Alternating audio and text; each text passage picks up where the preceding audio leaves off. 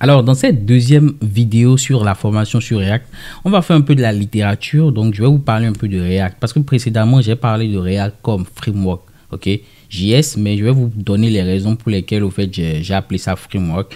Parce que d'habitude, on parle de librairie React. Ici, on va faire un peu de la littérature. En deuxième partie, on va parcourir l'API de iTunes. On va voir, au fait, comment l'API de iTunes renvoie des résultats, quels sont les différents résultats qu'il envoie et comment, au fait, on peut l'exploiter au niveau de notre projet. Donc, si vous êtes prêts, c'est parti.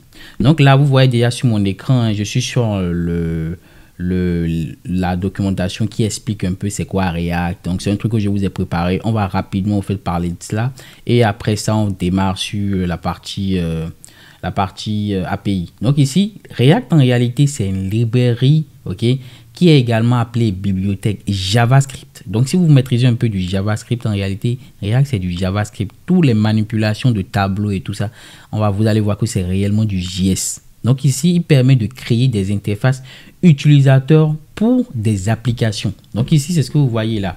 Donc lorsqu'on prend React et son écosystème, quand je parle d'écosystème officiel de React, c'est-à-dire, en fait, les différents composants, les différentes technologies qui s'incrustent à React. Ici, on a, au fait, Webpack, on a Babel, on a Jest, on a Test, Utile, on a Cypress, on a Requal, autant pour moi.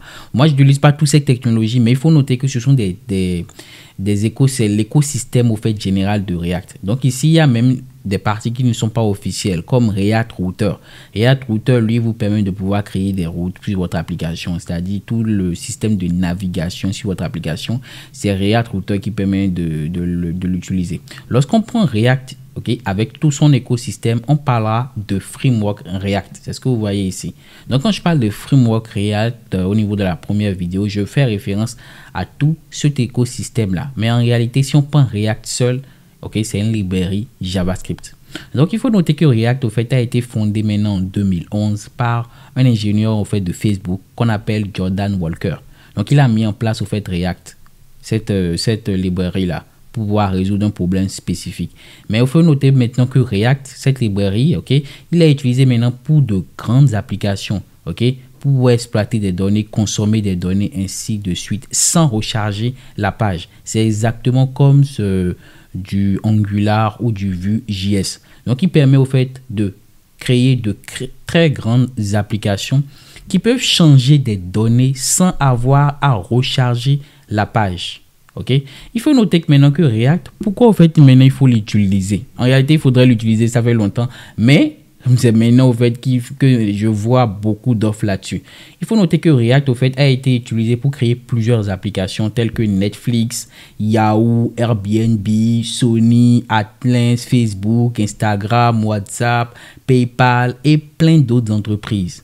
Donc ici, il faut noter que plusieurs entreprises, au fait, utilisent React comme technologie front-end pour pouvoir mettre en place des applications qui ne se rechargent pas lorsqu'on surfe au fur et à mesure sur, voilà, des liens. Donc, c'est ce que je vous ai dit. Il permet de créer des applications, ok, de pouvoir exploiter des données sans recharger la page. Maintenant, si on vient sur ce graphe-là montre un peu l'évolution de trois frameworks, ok. La librairie React, mais moi je vais vous parler de framework React avec l'écosystème, vous avez compris, je pense.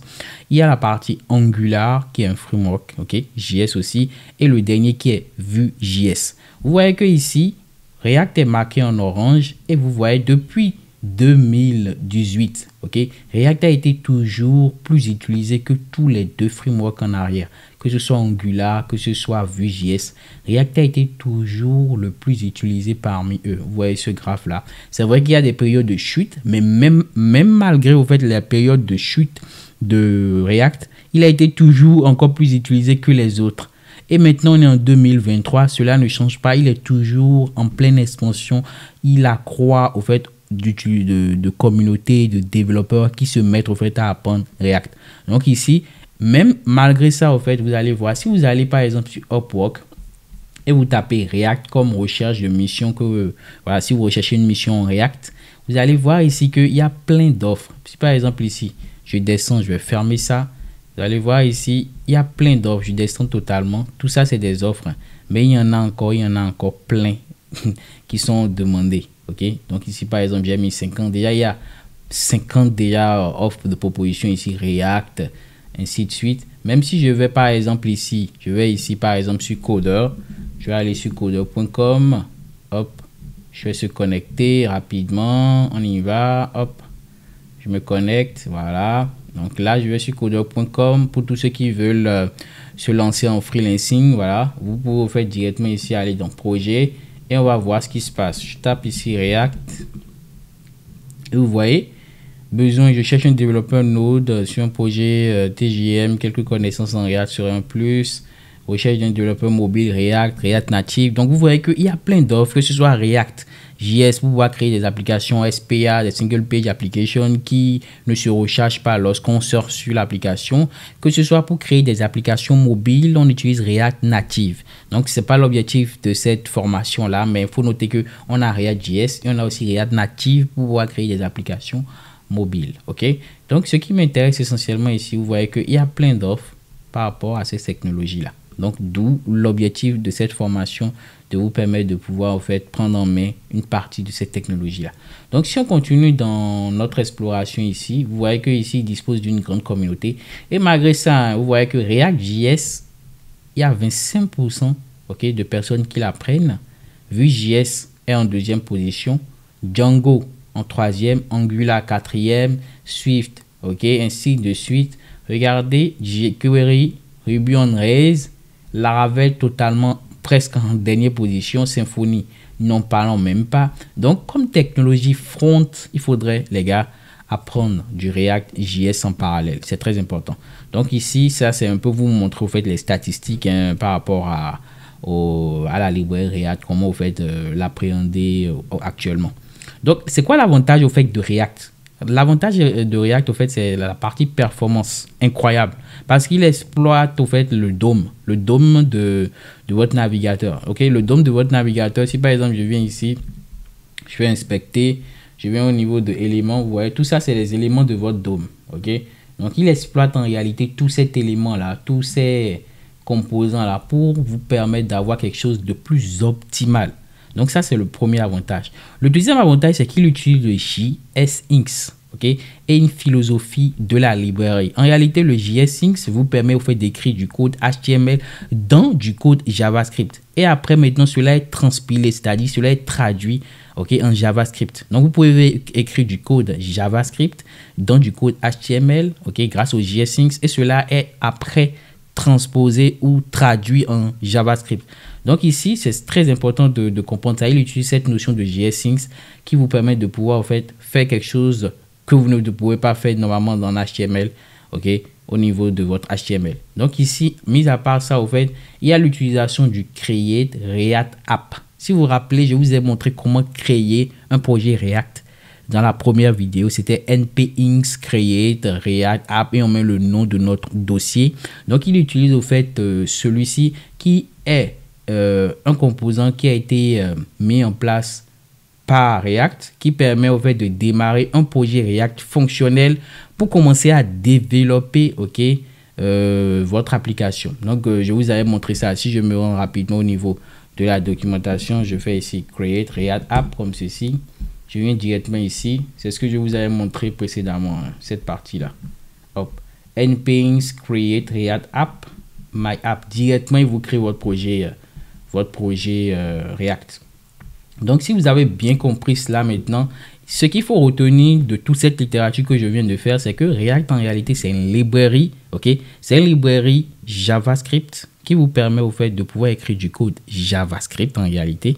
Mais l'écosystème qui est composé de plusieurs autres technologies comme Webpack, Babel, ainsi de suite, tout cet écosystème fait qu'on parle de framework React. Ça a été conçu en 2011 par au fait, le développeur de Facebook.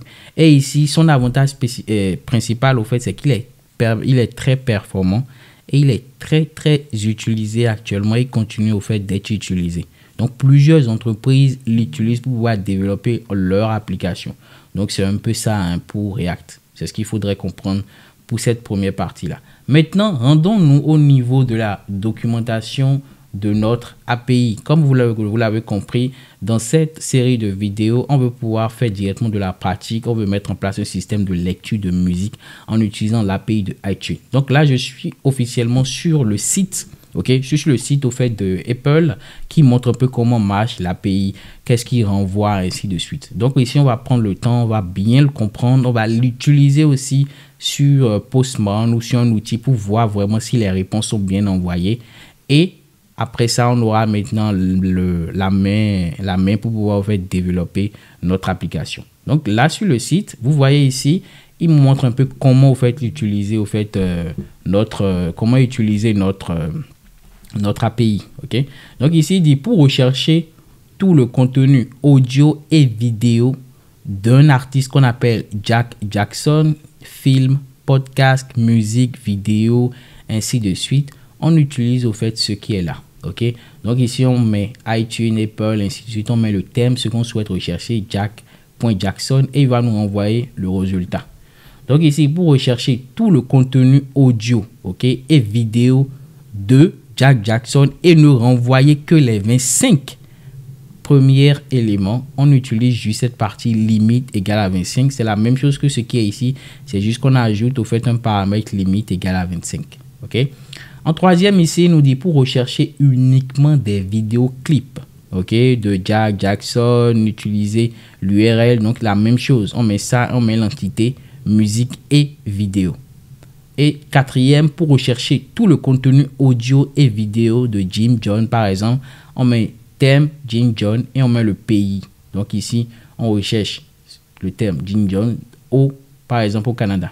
Donc c'est ça ici pour rechercher tout le contenu audio et vidéo de Jim John et afficher uniquement les résultats de iTunes Store, ok, du Canada, on utilise ça. Et en dernier partie ici, pour rechercher des applications intitulées Yelp et renvoyer uniquement des résultats de iTunes Store des États-Unis, on utilise ça. Vous allez remarquer que c'est le même URL, c'est juste qu'ils ajoutent au fait des paramètres entité, country, ainsi de suite. Donc la base même c'est thème. On met le thème, après on met des autres paramètres qui suivent. J'espère que vous avez bien compris ça. Maintenant, revoyons au fait qu'est-ce qui est renvoyé. Parce que là, quand on fait notre requête, par exemple ça, on veut voir au fait ce qui est renvoyé. Donc ici, on va comprendre le résultat de la recherche. Ok? Par exemple, l'exemple par exemple qu'on a vu tout à l'heure qui consiste au fait à rechercher les musiques de l'artiste Jack Jackson, ça va nous renvoyer ici un tableau d'objets. Ok? Là maintenant, ils nous ont montré au fait la description d'un objet. Un objet caractérisé par son genre, l'ID de l'artiste, l'ID de la collection, l'ID du track, le nom de l'artiste, le nom de la collection, toutes les informations liées à la collection, l'URL ici, ok, pour voir les informations de l'artiste.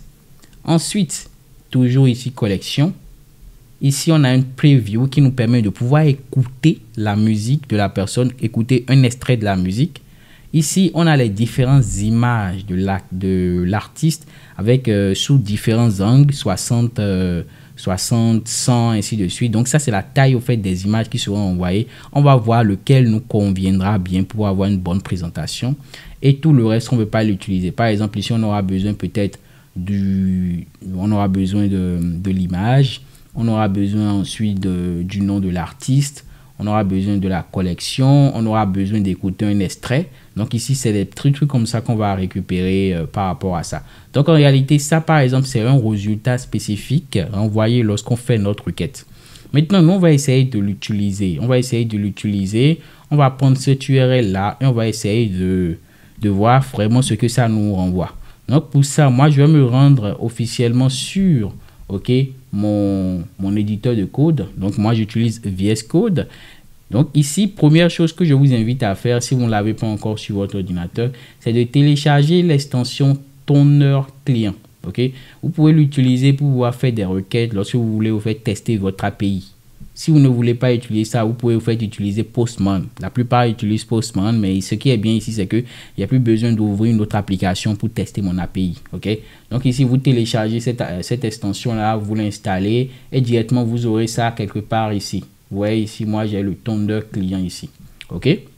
Maintenant, on va essayer de tester cette URL-là pour voir ce qui est renvoyé. Je vais juste prendre ce qui est ici sans le point, bien sûr. J'ai fait une erreur. Je vais juste prendre ce qui est ici. et je vais me rendre au niveau par exemple de mon tondeur client ici. Je vais le copier ici et je vais faire un send. Quand je vais faire le send, vous remarquez, je vais essayer de diminuer. Je vais faire ça, voilà. Ce que vous remarquez, c'est exactement ce qui est ici. Ok, c'est ce que vous voyez ici. Mais en réalité, ici, il renvoie un tableau de résultats. Donc, le résultat renvoyé, c'est quoi? Il nous renvoie le nombre d'informations trouvées par rapport à ce qu'on a entré comme recherche ici. Ici, par exemple, c'est Jackson. Il a trouvé 50 résultats par rapport à ça. Et ici, il a envoyé au fait un tableau d'objets avec les différents résultats. Donc ici, c'est 50 résultats. Donc, mis à part ça, je vous ai dit qu'on a la possibilité de pouvoir limiter le nombre de résultats qu'on veut renvoyer. Par exemple, ici, on veut renvoyer par exemple 20 résultats. Donc, ce que moi, je vais faire ici, c'est d'ajouter un « et » comme ceci, mettre ici limite et de mettre ici 25. Je valide et vous voyez qu'il m'envoie 25 et il me renvoie un tableau de résultats. Donc, après, on pourra boucler sur ce tableau sur notre projet et ainsi de suite pour l'afficher. Donc ici, mis à part ça, on peut faire d'autres recherches. Par exemple, ici, on veut voir les musiques et les vidéos. Donc ici, je vais mettre ça. Hop, je fais ça. Vous voyez que ici, bon, j'ai une erreur. Hein. Il me dit quoi? Attendez, je vais clean. Là, j'ai une erreur. Il me dit invalide Q. Ouais, sûrement, au fait, celui-ci ne passe plus. L'entité ne passe plus. Bon, autant pour moi, hein, j'ai fait une erreur au niveau du point. J'ai copié le point au fait avec, c'est à cause de ça. Ici, je vais l'enlever et là, je n'aurai pas d'erreur. Donc ici, vous voyez que ici, il me renvoie 15 musiques et vidéos de la personne. Donc ici, c'est ce que vous voyez ici, type genre musique et vidéo. Donc là, j'ai les musiques. Je vais prendre par exemple ce qui est ici. On va voir si on arrive à l'avoir. Je vais faire ça. Vous voyez ici, il m'a envoyé l'image avec un format.